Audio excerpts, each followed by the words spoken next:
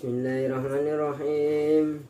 Bismillahi kelawan nyebut asmane Gusti Allah kang welas asih Ar-Rahman ing dalem dunya lan akhirat, Ar-Rahim terulas asih ing dalem akhirat beloko. Para sedherek, sadèrènge mukadimah lan pembahasan ing menika kitab lan menawi ajeng nglakoni perkara napa mawon ingkang sae sageta mboten supe aja pelalen dikawiti maca bismillah. Sebab napa?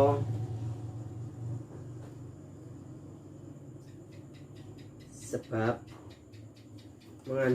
mengambil dari arti makna bismillah itu sendiri, kita mengharap, meminta kawelasane Gusti Allah ing dalam dunia lan akhirat, nangkung di dalam akhirat saja. Mergone napa? Menungso niku mboten selawase urip teng dunya. Pasti niku akan mengalami 4 alam. Tapi teng bismillah niki kula panjenengan sedaya nyuwun kawelasan ana ing rong panggonan. Sewiji wonten dunya, nomor kali wonten akhirat. Wonten dunya kawelasan napa kemawon sing wonten nang alam dunya, lan akhirat kawelasan sing uga ajeng persiapane kanggo sangu teng akhirat. Namuna kawelasan mung njaluk nang dunia tok, mungkin teng akhirat susah. Namun teng akhirat tok, ketika mengalami kehidupan di dunia tidak punya kawelasane Gusti Allah, itu pun susah untuk mendapatkan rahmat dan pitulunge Gusti Allah. Lo teng bismillah niki disebutaken arep-arep nyuwun kawelasan ing dunya lan akhirat. Sami sing wonten teng hadis niku, Rabbana atina fid dunya hasanah wa fil akhirati hasanah wa qina adzabannar. Rabbana atina fid dunya hasanah niku nyuwun kepenak wonten urip teng dunyane kan kepenak datang akhirate. Nah, saderenge kepenak mesti mergane wonten sebab. Orang mungkin ijik-ijik tiba-tiba kita mendapatkan keenakan tanpa sebab. Enake ning dunya, enake ning akhirat mergo kita mendapatkan welas asih Gusti Allah. Nah, uga saderenge kita meminta kenikmatan di dunia dan di akhirat, kita meminta sifat Rahman Rahime Gusti Allah. Gene napa? Namun Gusti Allah sampun maringi sifat Rahman Rahime dhateng kula panjenengan sedaya, mboten enten kesulitan ngadepi napa mawon sing enten ing dunya lan akhirat.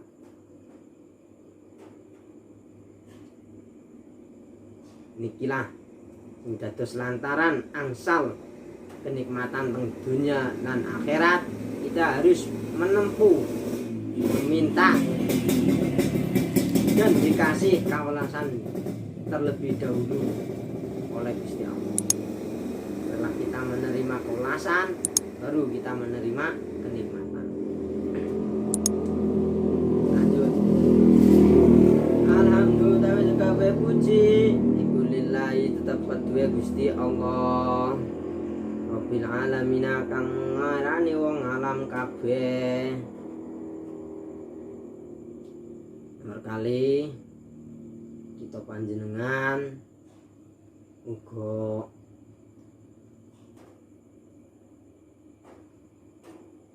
mengakui bahwa segala puji itu tetap kedua Gusti Allah. Maksudnya kedua itu dari adanya kita terpuji, adanya hal itu bisa dipuji, adanya menjadi kita terpuji itu ya karena meparingnya Gusti Allah. Nah, makanya ini sambung kali makna bismillah. Nek sifat Rahman Rahim Gusti Allah pun diparingaken, sedaya kesulitan saged ditempuh, baru kita sebagai manusia mendapatkan pujian dari sesama manusia. Tetapi jangan lupa bahwa pujian itu adalah rahmatnya dari Gusti Allah. Manusia hanya sebagai pelantara. Rabbil alamin kang mengerani wong alam kabeh, Gusti Allah yang merajai semua alam semesta. Wassalatu dari rahmate takdim, wassalamu lan keselamatan ala sayyidina Muhammadin iku tetep ing atase Kanjeng Nabi Muhammad wa ala ali lan ing atase keluargane Kanjeng Nabi Muhammad wa sahbi lan sahabate Kanjeng Nabi Muhammad wasallama lan muga paring selamatan sapa Allah ing sakabehane keluargane lan Kanjeng Nabi Muhammad. Setelah kita meminta Rahman, meminta sifat Rahman Rahim Gusti Allah, kita memuji kepada Allah dan bersolawat, bertawasul kepada baginda Nabi Muhammad sallallahu alaihi wasallam. Karena napa mergane apa? Karena kita sebagai umat Kanjeng Nabi Muhammad itu tidak bisa secara langsung kita hadir, kita sowan tanpa ada lantaran. Ya mungkin kalau kita hidup di zaman nabi-nabi selain Nabi Muhammad, mungkin ya kita bertawasul berlantaran kepada nabi yang ketika itu kita mengalami hidup. Tapi karena kita sekarang hidup di umat Kanjeng Nabi Muhammad, maka dari itu kita bertawasul kepada Kanjeng Nabi Muhammad. Karena apa? Kita sebagai umat ya harus tahu bahwa yang akan melantarkan kita dan yang akan mau mensyafaati kita Gusti Allah iku sifatnya Rahman Rahim. Segala puji kedua Gusti Allah. Rahman Rahim welas asih yang nggone Gusti Allah. Jala jalalu yang nggone Gusti Allah. Tapi kita tidak bisa lupa dan jangan dilupakan selalu bertawasul kepada Kanjeng Nabi Muhammad. Karena apa? Gusti Allah sampun ngendika, bahkan itu sebuah janji Gusti Allah kepada Kanjeng Nabi, wahai Kanjeng Nabi Muhammad, umatmu yang rajin ibadah dan selalu berhubungan dengan engkau bahwa benar selagi itu umatmu atas lantaran namamu saya ampuni segala kesalahan.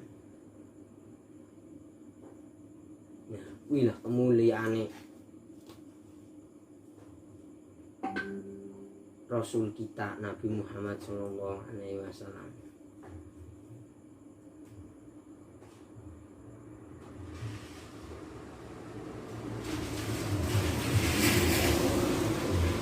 Wa ba'dulan ing dalem sawise maca bismillah alhamdulillah sholatu wassalam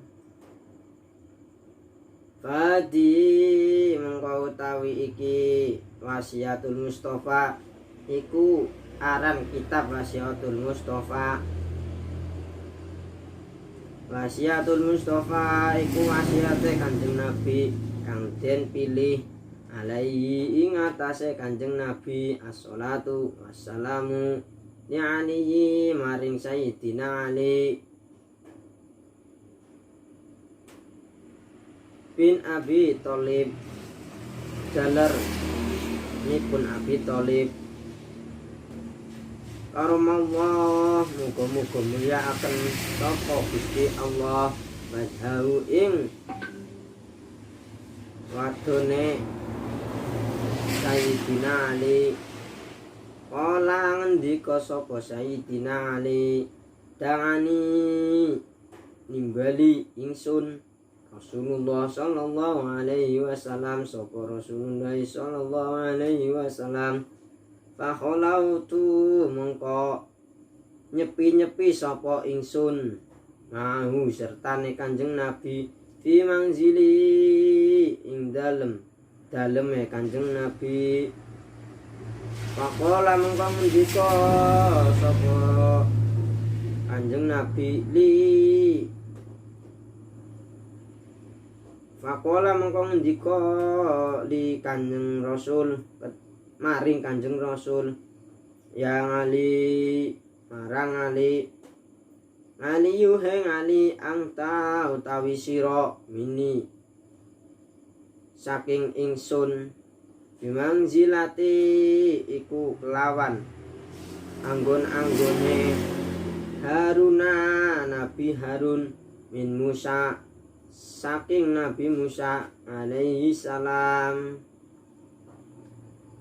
Haira annahu setune kelakuan binabiyi iku ora ana nabi ba'di sakwise ingsun ini setune ingsun usika iku mangus-mangusi ingsun ing sira al-yauma ing dalem dina iki biwasiatin kelawan wasiat in angta kang lamun ana sira hafid ta iku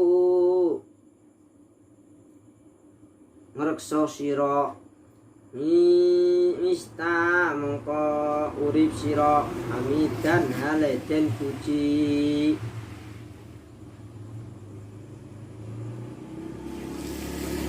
Sawise maca bismillah alhamdulillah, setelah kita meminta Rahman Rahim Gusti Allah, kita memuji dan tawasul memuliakan pada Nabi kita baginda Nabi Muhammad sallallahu alaihi wasallam.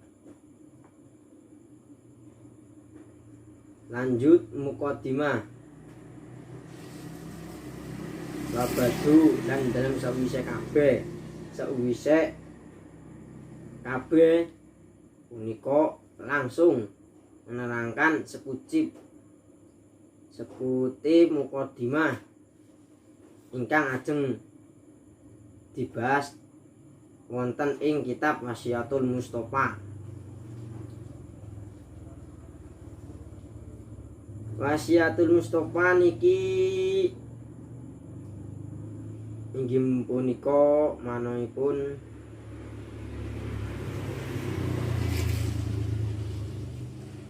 Kanjeng Nabi yang dipilih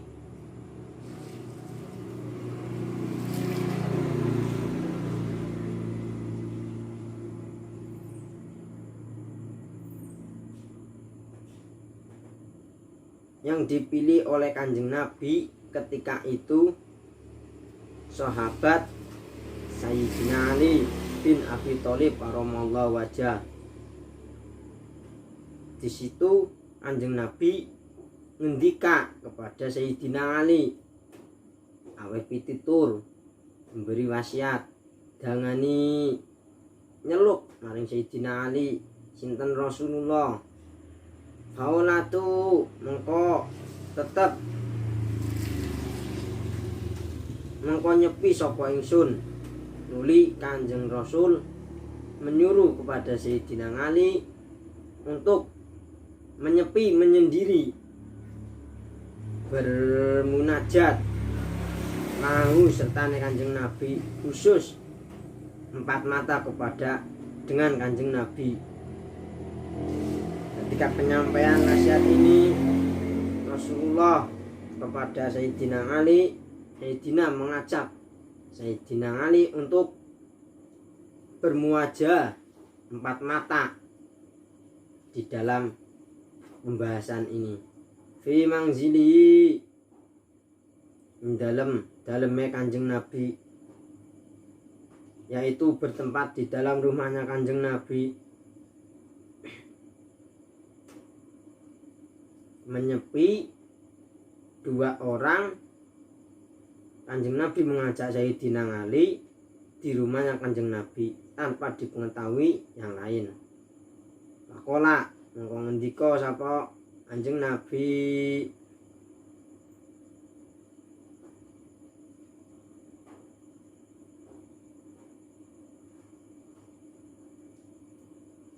yang Ali, Ali angta utawi sira kamu Ali mini setengah saking ingsun, kamu adalah bagian dari saya. Imang zilati iku kelawan anggon-anggone, maksudnya kamu itu sebagian dariku.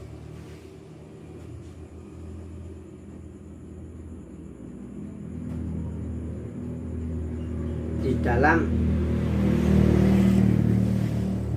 anggon-anggon, penerapan-penerapan dan yang lain, termasuk tingkah laku dan pengikut para sahabat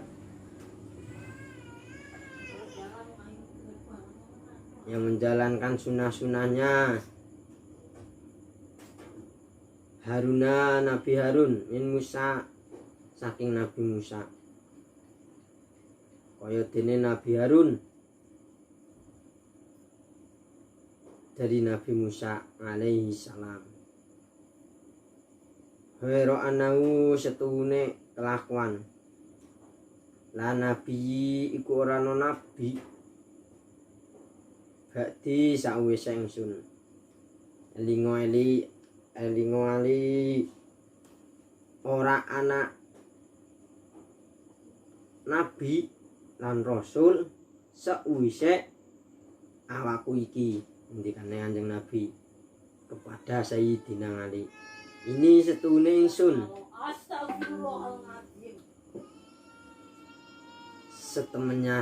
sebenarnya saya usika iku maos ingsun ing sira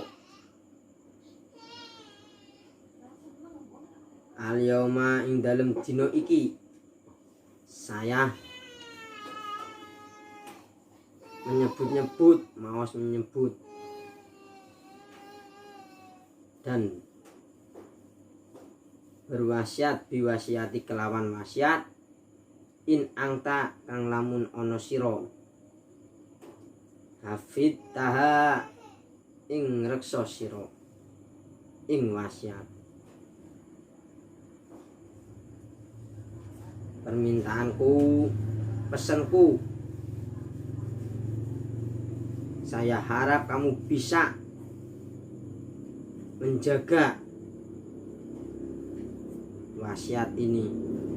Ista mengko urip siro hamidan haladen. Jika kamu bisa menjaga rahasia ini, menjaga wasiat ini dan mengamalkan suatu hikmah akan kuberikan kepadamu, yaitu uripmu akan mengalami hidup yang terpuji.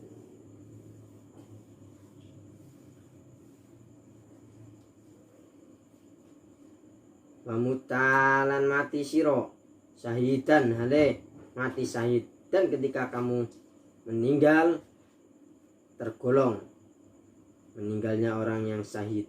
Wa ba'asakallah lan ngutus ing siro sapa Gusti Allah, dan saya akan meminta kepada Gusti Allah yaumal kiamati ing dalam dina kiamat. Besok di hari kiamat fakihan hale ngerti, aliman tur hale ngalim. Ya aliyu he ngali man akalal halala sapa wong kang mangan ing perkara halal safadinu mengko bening apa agamane man. Siji Sayyidina Ali pesenku, siapa orang yang memakan dan bisa menjaga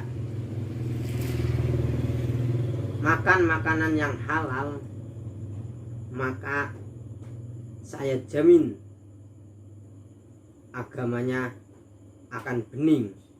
Maksudnya bening jelas, tidak terhalangi oleh kabut-kabut hitam. Waroko lan tetap apa atine man, kolbu atine man, walam yakun nan ora ono kedue pendungane tidak wati pendungane man, hijabun apa aling-aling. Satu, siapa yang bisa menjaga makan makanannya dan berusaha selalu makan makanan yang halal, akan dijelaskan agamanya. Mantap. Satu agama ya satu agama. Dan akan dikasih kelebihan, doanya itu sangat mustajabah, ampuh, selalu dikabulkan. Ya ngali man akala subhati sapa wong kang mangan barang subhat ing perkara subhat, istaba mengko merupa alaihi ing atase wong dinau dinu apa agamane man, at lama lan peteng qalbuhu apa atine man. Yang kedua, barang siapa orang yang selalu dan tidak bisa berhati-hati untuk mengkonsumsi makan makanan barang yang subhat, mengko peteng agamanya seseorang dan peteng hatinya seseorang.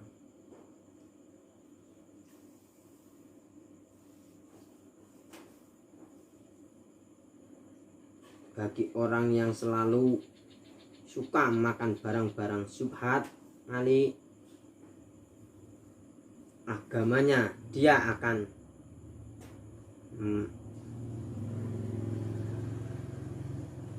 tidak karu-karuan dan artinya peteng terhalangi oleh kabut-kabut yang tidak jelas. Paman akalal haroma lan sapa wong kang mangan barang haram mata mengko mati sapa man. Mata mengko mati apa kalbuhu atine man. Khofalan entong dinuhu apa agamane man. Dan yang ketiga, barang siapa yang selalu memakan barang haram, artinya mati. Lebih parah dari barang syubhat. Kalau syubhat dia mati tapi masuk dalam kategori mati yang masih tertutup peteng oleh kabut-kabut. Tetapi kalau sudah makan makanan barang yang haram, itu matinya itu mati yang sudah tidak bisa berkutik, ataupun perasaan hati tidak bisa mendeteksi lagi. Akibatnya hatinya atos, domongi angel, dituturi gampang bantah, egois tinggi, semaunya sendiri. Itu akibat orang-orang yang suka makan barang haram dan tidak bisa menjaga dari syubhat dan tidak melanggengkan selalu memakan barang-barang yang halal.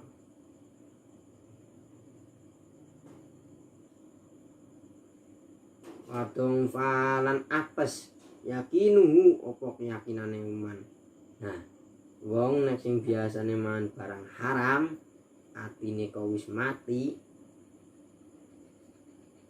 engko keyakinane bakal apes, sengsara, tidak ada rasa keyakinan, apalagi keimanan. Yakin wae, yakine wis apes apa maning imane nambah tidak menjamin. Wa hijaballan ngaling-alingi sapa Gusti Allah dakwatu ing pendungane man. Dan ketika dia berdoa sulit Gusti Allah untuk mengabulkannya.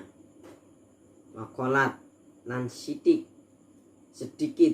ibadatu apa ibadah man. Dan sangat sedikit tindakan ibadah seseorang kepada Gusti Allah. Karena apa? Karena di hatinya sudah tertutup kabut, sudah dikuasai oleh akibat-akibat makanan haram.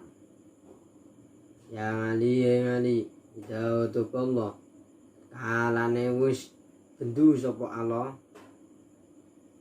Nah, nalikane ketika Gusti Allah sudah marah ala ahadin ing atase wong suwiji, razaqahu mengko paring rizki sapa Allah ing man, malan ing arto duit ing banda haroman kang haram, faidas tada mengko tetkalane wis sangat bodobu apa bendune Gusti Allah.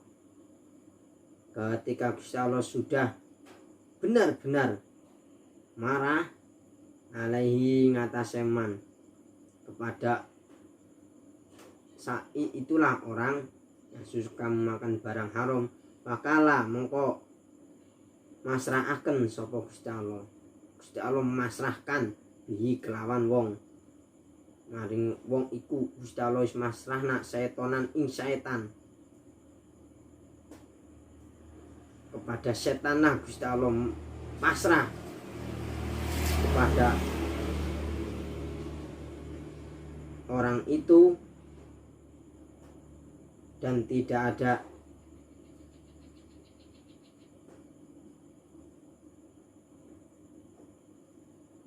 rahmat yang diturunkan oleh Allah sebelum dia benar-benar bertaubat. Jadi akibat orang yang suka makan barang haram, Gusti Allah ketika Gusti Allah sudah benar-benar marah kepada orang itu, maka orang itu dipasrahkan kepada setan oleh Gusti Allah. Ibariku ang ora ang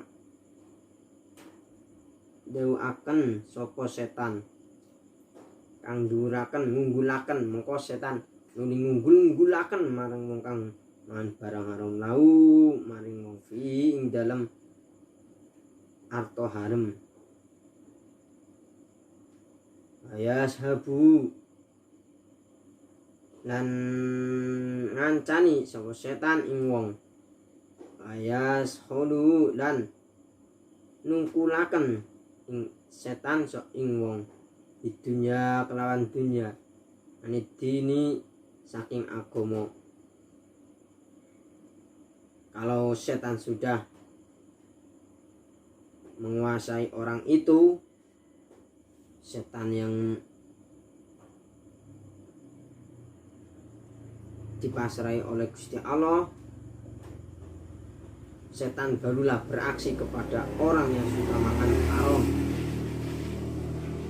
Orang itu akan dimuliakan, dimudahkan urusan-urusan duniawi, dan dia akan menjadi teman kepada orang yang suka makan haram sendiri, dan dia akan mengunggulkan, setan akan mengunggulkan kepada orang itu sendiri dengan memudahkan, dilimpahkan urusan dunia-dunianya tinimbang dari urusan-urusan agamanya. Dia lebih mementingkan dunianya daripada agamanya.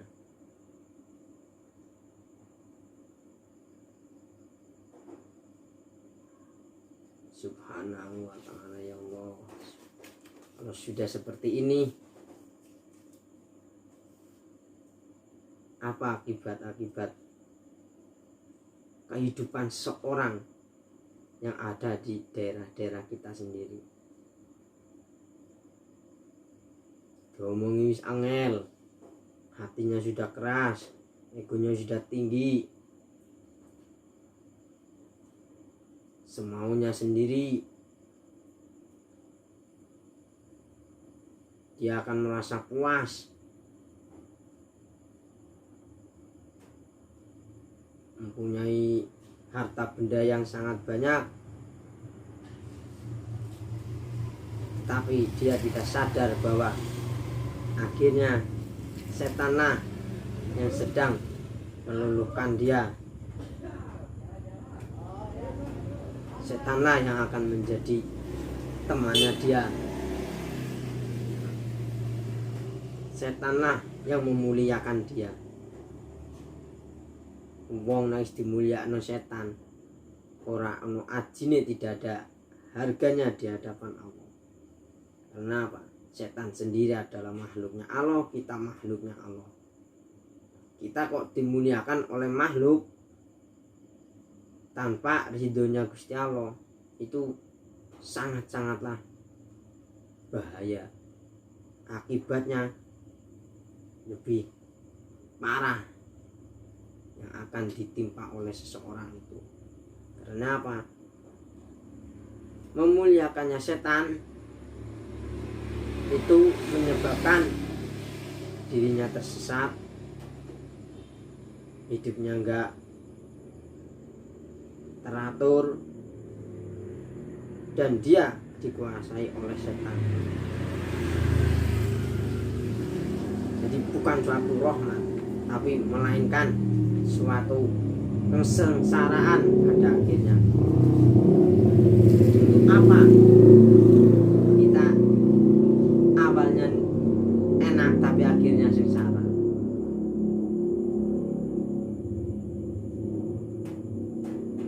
Ayas halu lan gampaken sapa setan, nuli setan gampangna mempermudah lahu maring wong umuradu ing pira-pira perkara umurad dunya ing perkara-perkara dunia. Terus setan mempermudahkan dia ing perkara-perkara duniawi.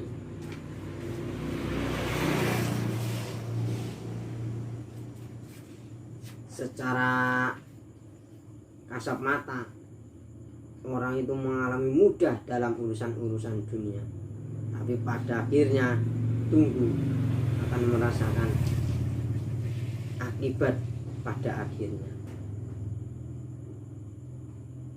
Itulah 3 perkara yang diwasiatkan kepada Sayyidina Ali oleh Kanjeng Nabi. Siji,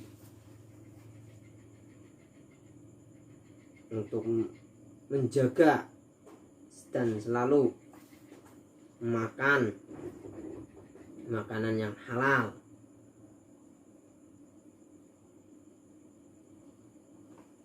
Dua,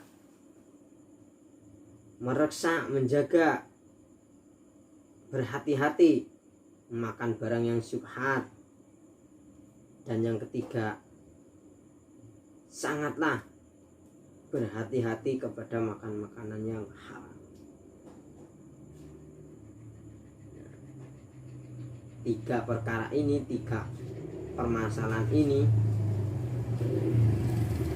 mari kita angan-angan keuntungan mana yang bagus yang bisa kita lakukan, bisa kita ambil dan bisa kita rasakan keuntungannya.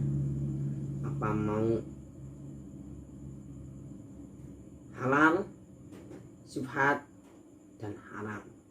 Ketika halal, suatu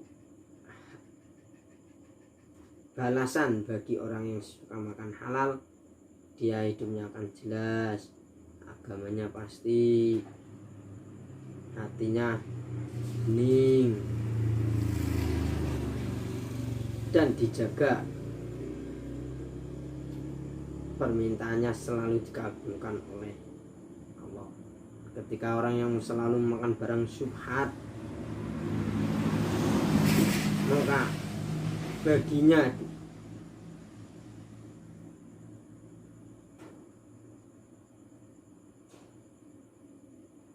digelapkan agamanya, digelapkan hatinya. Kalau hati kita sudah gelap, kita tidak tahu arah. Jangankan hati, mata kita pun memandang. Kalau sudah gelap, arah tujuan kita sudah tidak bisa tahu. Apalagi ini sudah hatinya yang sudah gelap, pasti sudah lebih parah. Dan yang ketiga, hukuman akibat bagi orang yang selalu makan makanan yang haram.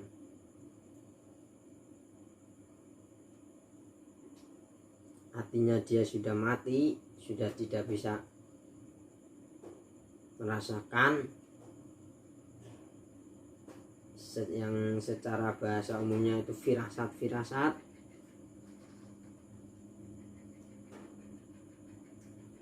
Dan dia sudah tidak tahu agama, selalu dia hadangi doanya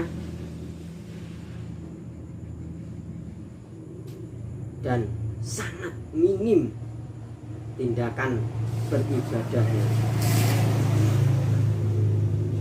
Dari perkara inilah mari kita angan-angan untuk bekal diri kita, mana yang sangat bermanfaat bagi kita.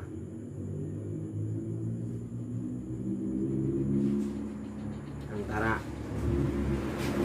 halal, syubhat, dan haram itu sudah ada akibat dan resikonya sendiri-sendiri. 3 perkara ini yang diwasiatkan pertama kali kepada Sayyidina Ali. Ketika masa hidupnya Sayyidina Ali disaran, wasiat untuk menjaga barang mengonsumsi barang yang halal, menghindar dari yang syubhat, dan menjauh dari barang yang haram. Sayyidina Ali, sahabat yang Ali wit dilarang sing kaya ngono. Nah dhewe sing nembe umat kok arep pada gembeleng. Pantaskah kita sebagai umat melebihi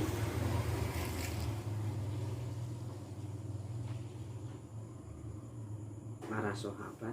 Sangatlah tidak mungkin. Kembalilah pada diri sendiri, keyakinan diri sendiri bahwa benar-benar mengakui umatnya Rasulullah. Lakukanlah apa yang dianjurkan oleh Rasulullah. Beribadah kepada Allah dan menjalankan sunnah-sunnahnya.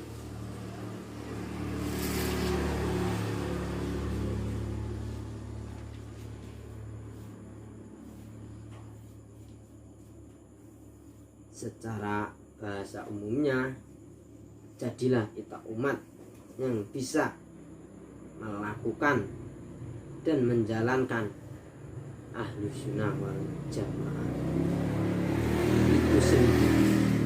Karena Ahlus Sunnah, kita melakukan sunnah-sunnah dan mengikuti jejak Rasulullah yang dinamakan sunnah wal Jamaah, dan kita tidak meninggal kepada orang-orang yang kita ikuti sendiri.